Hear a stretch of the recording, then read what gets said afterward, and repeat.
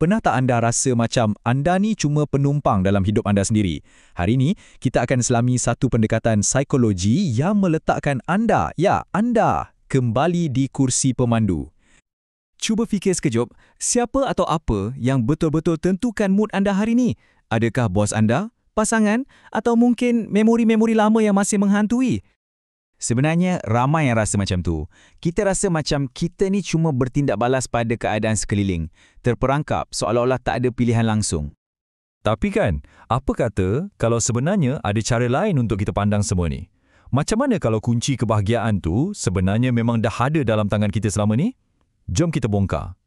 Okey, kita akan mulakan dengan meneroka idea paling utama di sebalik terapi realiti. Ringkasnya, terapi realiti ini kata, anda tak terperangkap, anda bebas untuk memilih dan anda bertanggungjawab atas pilihan tu. Fokus dia, masa sekarang. Apa yang anda boleh buat sekarang. Dan ini memang satu perbezaan yang sangat besar. Terapi realiti sengaja tak nak korek-korek masa lalu. Kenapa? Sebab benda dah lepas, kita tak boleh ubah. Tenaga kita lebih baik dilaburkan pada masa kini untuk bina masa depan yang kita nak. Jadi siapa sebenarnya otak di sebalik idea yang boleh dikatakan agak radikal ni? Jom kita kenali Dr. William Glasser. Perjalanan idea Glasser ni ada evolusinya. Mula dengan terapi realiti pada tahun 60-an, idenya terus berkembang dan akhirnya dikenali sebagai teori pilihan. Nama yang memang sangat kena dengan falsafah dia. Ayat ni betul-betul mengubah cara kita berfikir. Glasser tolak idea yang kita ni mangsa keadaan atau masa lalu. Sebaliknya, dia percaya yang semua tindakan kita hari ni adalah cubaan untuk penuhi keperluan-keperluan asas kita. Jadi, apa sebenarnya keperluan-keperluan yang memandu kita ni? Teori pilihan kata, ada 5 enjin universal yang ada dalam diri kita semua. Fikirkanlah, setiap pilihan yang anda buat, tak kisahlah besar atau kecil, dari minum kopi pagi tadi, sampailah ke pilihan kerjaya anda, semuanya didorong oleh usaha untuk penuhi sekurang-kurangnya satu daripada 5 keperluan asas ni. Okey, jom kita tengok satu-satu. Pertama, kelangsungan hidup. Ini yang paling asas. Makanan, tempat tinggal. Kedua, rasa kepunyaan. Keinginan kita untuk rasa diterima dan berhubung dengan orang lain. Ketiga, kuasa. Ini bukan pasal dominasi ya, tapi lebih kepada rasa cekap, dihargai dan pencapaian. Keempat, kebebasan. Keperluan untuk buat pilihan sendiri. Dan akhir sekali, keseronokan. Keinginan kita untuk bermain, belajar dan ketawa. Yang mana satu paling kuat mendorong anda?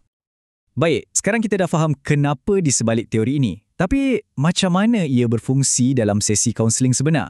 Jom kita lihat 8 langkah dalam proses terapi realiti.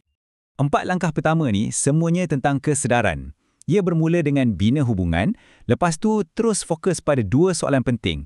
Apa yang anda sedang buat sekarang dan adakah ia berkesan untuk anda? Nampak tak? Ia terus letak tanggungjawab tu pada anda. Langkah seterusnya pula adalah tentang tindakan. Anda buat satu plan dan anda committed untuk ikut. Tapi, bahagian yang paling best, tiada alasan. Dan paling penting, tiada hukuman. Kalau plan tu gagal, anda tak akan dikritik. Anda cuma buat plan baru. Ia satu pendekatan yang sangat membebaskan dan fokus pada kemajuan, bukan kesempurnaan.